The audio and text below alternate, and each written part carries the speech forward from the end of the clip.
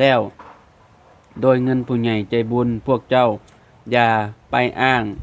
ให้น้องเขาเข้าใจว่าพวกเจ้าช่วยเหลือถึงไม่ควรช่วยเหลือแล้วเวลาไปหาน้องเขาก็ต้องบอกให้น้องเขาเข้าใจเองเช่น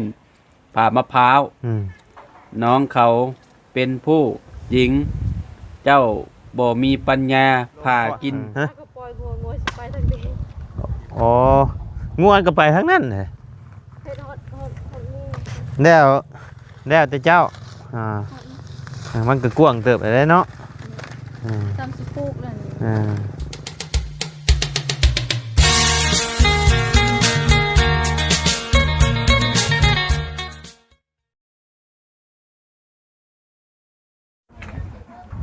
เอาเนาะพี่น้องเลยมาฮอดกะมีฮอกระโตกมาเลยอีกอย่างอีกเล่บาทนี้เนาะข้าวต้มโดยสบายดีเนาะทักทายกับสบายดีเด้อเนาะพ่อแม่พี่น้อง FC บัดสุขุสุขคนเนาะเอาเบิ่งรุ่นนี่บ่ไรมีหยังใช้คือมีน้ำตาลมานำเอาใบยังห่อนี่เนาะมา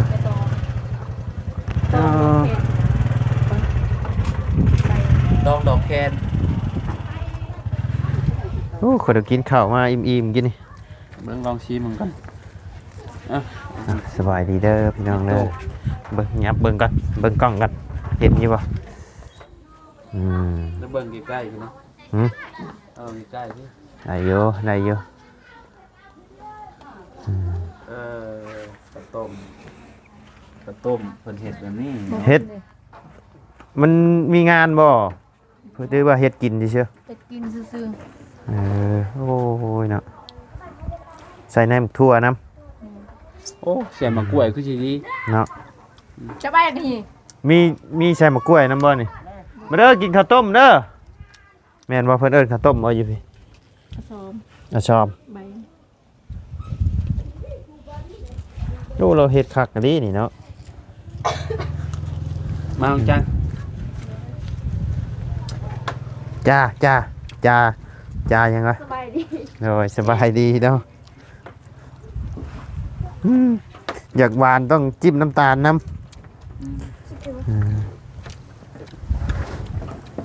โอ้แต่ไม่ใส่เองคักแล้วคือไปใส่มะกล้วยน้ำดูว่าน้องเขาเฮ็ดเขาบ่เคยใส่หอมมาก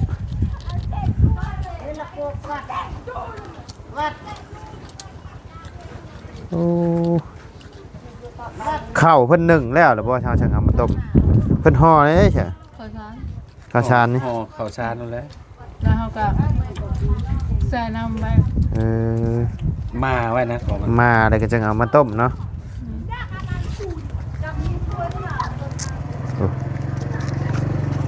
เมื่อจะป่วยดันดอก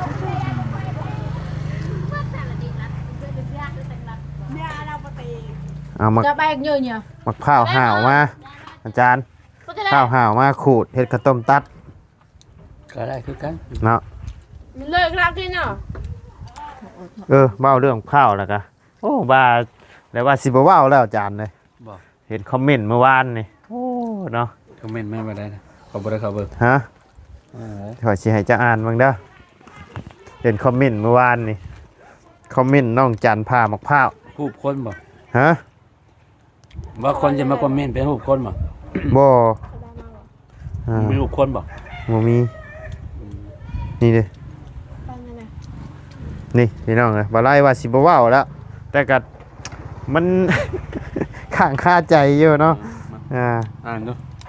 เอาอ่านดูจะคอยอ่านได้เทื่อแต่อ่านย่ำใดก็เจ็บปวดหัวใจอยู่บ่าวไล่พวกเจ้าเป็นยูทูบเบอร์เพื่อทำคลิปให้ผู้ใหญ่ใจบุญช่วยเหลือคนที่อย่างไปทำคลิปพวกเจ้าก็จะได้คนดูแต่บ่แม่นเงินเจ้าที่ช่วยเหลือเองเมื่อช่วยเหลือแล้ว โดยเงินผู้ใหญ่ใจบุญพวกเจ้าอย่าไปอ้างให้น้องเขาเข้าใจว่าพวกเจ้าช่วยเหลือถึงไม่ควรช่วยเหลือแล้วเวลาไปหาน้องเขาก็ต้องบอกให้น้องเขาเข้าใจเองเช่นผ่ามะพร้าว อืม น้องเขาเป็นผู้หญิงเจ้าบ่มีปัญญาผ่ากินก็ต้องเนี่ยก็ต้องกิน กาบ่ต้อง ก็ กิน บ่ต้องกิน อ่า อย่าทวงบุญคุณ อ่า โดยแอบแฝงเด้อ อืม ให้น้องเขามีศักดิ์ศรีน อืม ำเอา หมายความว่าได้อาจารย์นี่นะคือเฮา อืม มาแจ้งงบแต่ละสิ่งในอย่างแจ้งข่าวดีน้องเพิ่นเฮาก็บ่ได้บอกว่าเป็นเงินส่วนตัวเฮาเนาะ มา เงินผู้ใหญ่เพิ่นสดช้อยเฮาก็บ่ได้บอกว่านี่เป็นเงินของอ้ายเด้ออ้ายเคยเว้าบ่เคยเนาะ โดย มันจะบอกว่าเป็นเงินผู้ใหญ่ แม่น ผู้ เป็น ใหญ่ แต่ว่าเป็นเงินทั้งผู้รักผู้ใหญ่เพิ่นชดช้อยมาเนาะคือเฮามานี่กะคือในนี่ได้นี่เฮาบ่ได้มานี่เฮาบ่ได้บอกว่าอ้ายมานี่น้องต้องย่ออ้ายเด้อในนั้นในนี่นี่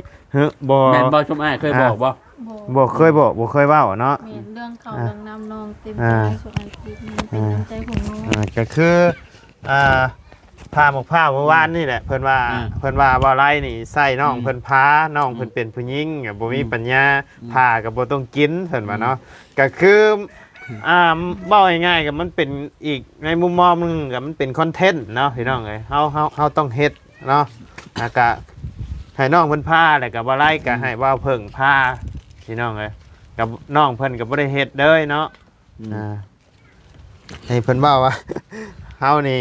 บ่มีปัญญาเนาะ มีปัญญาผ่าข้าว มีอยู่พี่น้องเอ้ย ก็เลยให้มุยิงพา โดย โดนเต็มๆมาหลาย โดนเต็มๆเลยขอ น้องก็คือกัน อ่า ของหมอเฟิง มีคนคอมเมนต์มา คอมเมนต์ว่าได้ได้ เขาว่าน้องหั่นน่ะดอกเฟซเขาโอนเงินมาน้องบ่เคยได้เงินเขาเลย แต่เขาว่าน้องเขาโอนเงินมาให้น้องล่ะ กว่าหมื่นปลายเขาว่าแล้วน้องบล็อกเพจเขา หมื่นปลาย อ๋อก็จะโอนมาให้บ่ได้บัด จะโอนมาได้ได้ เพจเขาน้องกับบ่มีคือ เพิ่นโอนมาทางไหนมาทาง โอนมาทาง ทีมงาน ใคร หรือว่า ทีม ทาง งาน เจ้า เขาว่าโอนทางน้อง อ่า เอ้า จะเคยเอาบัญชีให้ใช่ อ้าว บ่ อ่า น้องบ่เคยได้เพจเขาแต่เขามาคอมเมนต์ทั้งสองเอาเพิ่น เว้าไปเลยเนาะ งงว่าน้อง อืม น้องก็เคยมีอยู่ผู้ใหญ่ใจดีโอนเงินมาทางสองบ่ไลฟ์ โดย บ่ แม่ ได้ นแม่น ให้ แม่น น้อง อ่า แต่เขามาไม่นะ กับผู้ที่เช็ดข้อกงข้อไก่ซื้อกงซื้อไก่ให้นี่แหละ อืม พี่น้องเอ้ยมื้อนั้นที่ว่าทางอ้ายมามอบให้ล้านปลายให้กับเป็นอ้ายทานเก่าหั่นแหละเนาะ อืม เพิ่นว่าเฮานี่ความหมายเพิ่นนี่ว่าเฮานี่ให้น้องเพิ่นนี่อยู่แต่อำนาจเฮาใส่หยังก็ต้องเฮ็ดนะความหมายของคอมเมนต์เพิ่นนะพี่น้องเอ้ยซึ่งมันบ่แม่นแนวนั้นเนาะพี่น้องเอ้ยเพิ่นว่าเฮานี่เงินก็บ่แม่นเงินตัวเองเพิ่นว่าเนาะคือเว้าคือเฮาเว้าไปนี่ก็เฉพาะแต่ คอมเมนต์พวกนี้เด้อพี่น้องเด้อ บ่ได้เมารวม โด เนาะ ยก็บ่ได้เมารวมเนาะผู้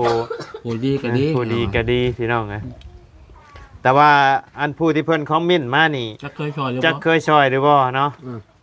หรือว่าเพิ่นหาสิเข้ามาเบิ่งบ่ด้วยจังใดเนาะพี่น้องเอ้ย เขาไปอ่านคอมเมนต์ตอนนั้นน่ะน้องล่ะงงน้องว่าน้องสาวานก็ได้น้องบ่เคยได้เงินเขาล่ะว่าเรื่องเงินที่ผู้ใหญ่ใจดีโอนมาให้น้องไซทั้งสองอะไรน้องยอมรับน้อง โดย อืม ก็คือเพิ่นผ่านสร้างอ้ายเด้ อืม เพิ่นก็อยากให้ใส่ให้จ่ายเนาะเพิ่นสงสารนั่นก็คือเป็นน้ำจิตน้ำใจของเพิ่นเนาะ โดย อัน อันนี้10,000บ่เนี่ย เพิ่นว่า10,000บ่ ถ้าเพิ่นว่า10,000กว่าบาท โอ้มาแบบ แต่ว่า มาแบบ ถ้า ไหน เพิ่น เด้ ไปถามเจ้าของห้างเพิ่นเบิกน้องสาวานก็ได้น้องบ่เคยได้เงินเขา อ้าว แล้วเพจเขาน้องก็บ่ฮู้ซ้ำว่ามันเป็นแบบใด มีคอมเมนต์มาใส่น้องหัวว่า ว่า เพิ่นโอนเงินมาให้แหละบล็อกเพจเพิ่น โอนเงิน มา ให้ใส่ อ่า เกือบ10,000กว่าละบล็อกเพจเขาทีมเขา ให้โซนโต ก็บ่ฮู้คือกันน้อง ทางนี้ก็ยังบ่ฮู้เลย แต่บ่ฮู้ว่าโอนมาทางใดเด้อ น้องก็เห็นอ่านคอมเมนต์เมื่อวานนี้ทั้งสองบ่ คนจะพิมพ์มาซื่อๆแหละครับ เพิ่นบ่มีแนวเฮ็ด เพิ่นก็เลยพิมพ์คือกันกับอันนี้แหละนี่ จะโอนมาทางไผฉัน กันนั่นแหละกันยังว่า เนาะ ก็คือเมื่อวานนี่แหละพากินมะพร้าวไปซื้อกับมาด่าค่อย เอาอยากกับพากินแล้วเห็นได้ฉัน ค่อยให้น้องเพิ่นพาเมื่อวานนี่หน่อยนึง โอ้ หั้นได้ พาอันบ่เป็นนั่นยังได้พาให้กิน แม่นกันนั่นแล้วเพิ่นว่าน้องเพิ่นเป็นผู้หญิงเจ้าบ่มีปัญญาพาน่ะบ่ต้องกินเพิ่นว่าเนาะโอ้ยข่อยว่า คนเว้ามีปัญญาบ่ จังว่านี่นะ อยากกินน้ำก็ว่า จังหน่อยแล้วก็มาพิมพ์มิกจังหน่อยบ่จังหน่อยแล้วมาพิมพ์ถึงเจ้าเอง โดยกะยาเพิ่นเนาะเพิ่น แล้วมาพิมพ์ว่า ก็ถือว่าเพิ่นเข้ามาเบิ่งให้เฮาเนาะ คือว่าปืมตืมยอดวิวให้ โด เจ้าย บ่ เติมยอดวิวให้เฮาช่วงนี้ก็จะลบๆอยู่พี่น้องเอ้ยโอ้ยเนาะว่ะ มึงละโทรศัพท์อยู่น้ำเพิ่นเขาห้ามเพิ่นบ่ได้ แม่ ก็ตามเอ้าน้องว่าเจ้าไปอ่านคอมเมนต์มึงบ่แล้วน้องก็ว่าน้องเขาไปอ่านมึง ไผถาม บ่เพิ่ง เอ นะ อ แล้วว่าน้องเขาไปอ่านคอมเมนต์อยู่บ่น้องเขาไปอ่าน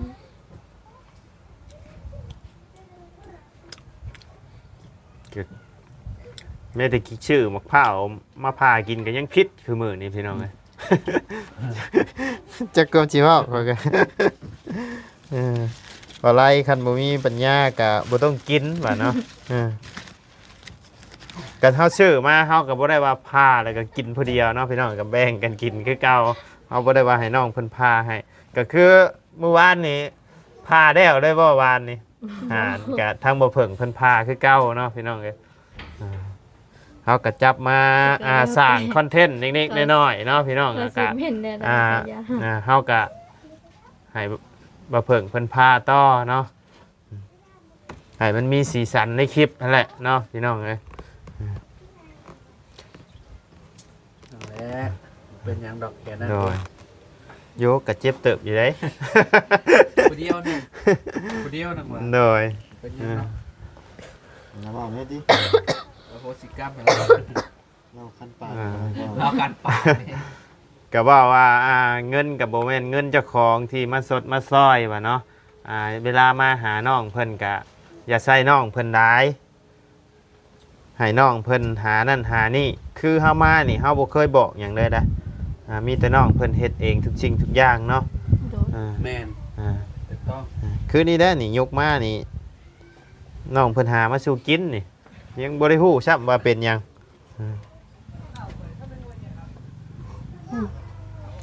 แซ่บขอบใจเด้อน้องเด้อ น้อย โอ้ย โอ้แซ่บเลยพี่น้องยังลึกครับ เงินเจาะน้ำเงินเฮ็ดเฮือนนี่กะเฮากับอ้ายเคยบอกว่าเป็นเงินอ้ายจะกีบบ่ล่ะบ่เคยเนาะมีแต่ว่าอันทางผู้ใหญ่เพิ่นมีแต่บอกว่าผู้ใหญ่ผู้นั้นผู้นี้ทานนั่นทานนี่เนาะ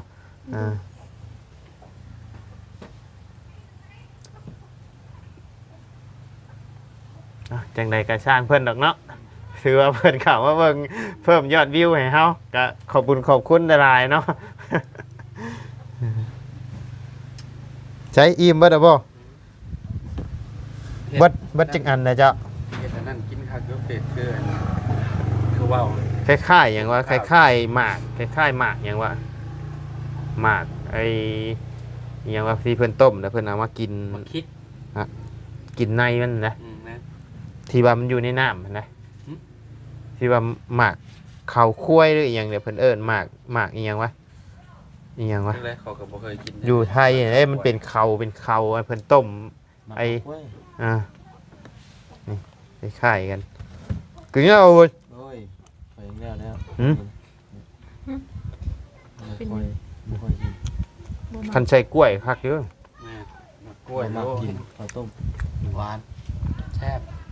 มะกล้วย คลำเลย คลำกับย้อมตัวนี้เอาตัวบ่มากคือบ่กินนะ คลำกับยอม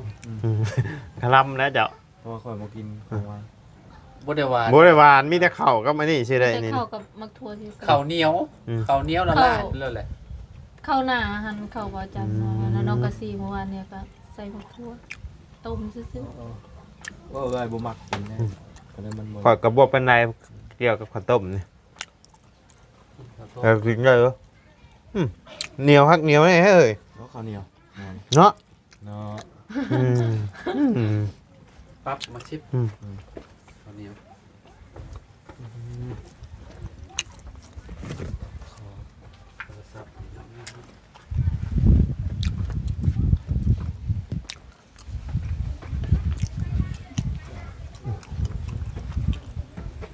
ใช่กินเลยไหมกินเบิดได้บ่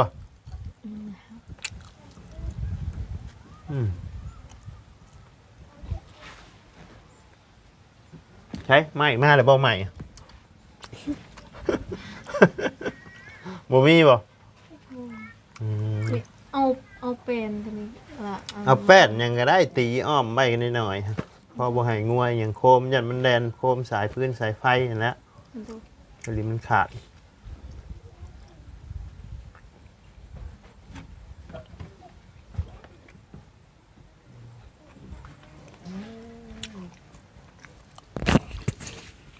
โอ้ติดคอแล้วบัด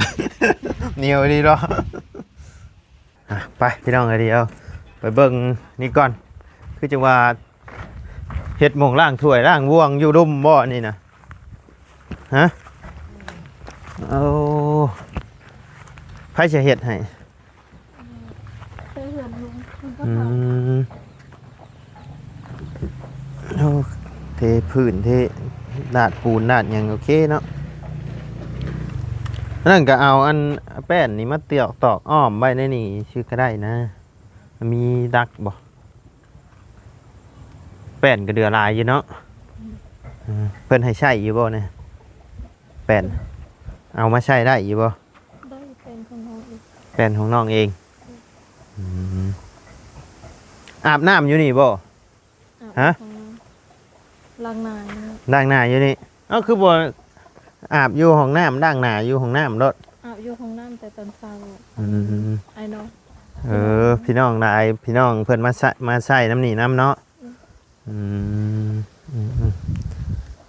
อันนี้ก็มีคอมเมนต์มาอยู่ได้พี่น้องเพิ่นว่าเอ้าอันคันใส่น้ำกันก็ต้องจ่ายเงินน้ำกันเด้อเพิ่นว่าเนาะก็อันนี้ก็สุดแล้วแต่ทางน้องเพิ่นเนาะพี่น้องเอ้ยเพิ่นสิซอยให้ซอยแน่ใดเนาะแต่ว่าเจาะนี่ก็บ่แม่นเป็นของส่วนรวมได้พี่น้องเอ้ยเป็นของทางครอบครัวของน้องฮัวเพิ่นนี่แหละเนาะแต่ขึ้นอยู่กับน้ำจิตน้ำใจของน้องเพิ่นว่าอยากให้ใส่อยากให้ซอยน้ำนั่นแหละเนาะแต่ก็คือทางทีมงานเฮาก็บอกไปว่าคันทั้งผู้ใดเพิ่นขาดเคินเรื่องน้ำเรื่องหยังก็ให้เพิ่นใส่น้ำก็ได้เนาะเพราะว่าเฮาก็คือน้องนี่ก็เพิ่นก็ซอยมาเฮาก็ซอยไปต่อเฮาก็ได้บุญน้ำเนาะผู้ที่เพิ่นขาดเคินคือน้องบุตรนี่เราคือสิบ่มาดอกเนาะมันอยู่คนละหม่องพี่น้องไง น้องก็บอกแต่ มันไกลก็คันคือเราสิเอามาเอาไปกินกะมาเอาได้เนาะคันแบบว่าฉันสิอาบสิหยังบัดน้ำเซ่บัดแปะกับเพื่อนเราอยู่พี่น้องกับมันก็บ่ไกล ทั้งซื้อมาอาบก็พี่ก็ได้เขาเลยว่า ให้เรามาอาบอยู่พี่ก็ได้เพราะว่าเราก็มานอนอยู่พี่เนาะแต่ว่าเราเมื่ออาบแล้วเรามานอนอยู่พี่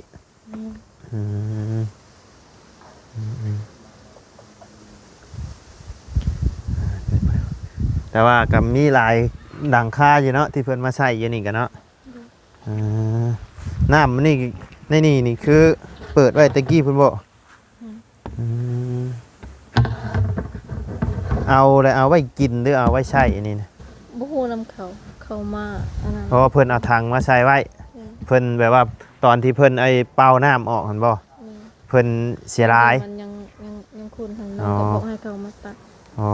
แล้วเขาสิหดพักดิ โอ้สิเอาไว้หดพักใช่หมองนี่บ่จะว่าสิปลูกหมักแตงนะ โดย นี่เนาะโอ้ปลูกแตงงามเด้นี่ดินเจ้าฮอดพี่เบิดแต่ว่าดินเจ้าโอ้จูดเห็ดพุ่นเลยนี่คักเด้นี่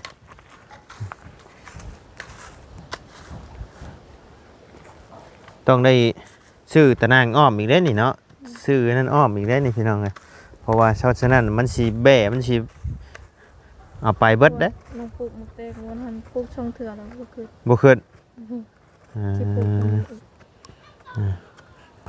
ผ่ปลูกขึ้นนะว่า นอกจาก ยันอันดินบนนั้นมันบ่งามปลูกมะเตง ดินงามได้นี่นะ ลงปลูกมักทั่วหันขึ้นหมดแต่ว่ามักแตง เออ ลงสิปลูกบนนี้ เออ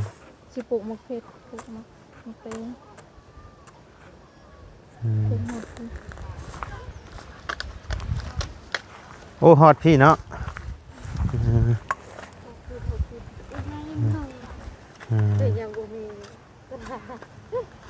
เฮ็ดไปก่อนหามันมีก็มีบ่ต้องลงมือเฮ็ดก่อนนะบ่เนาะ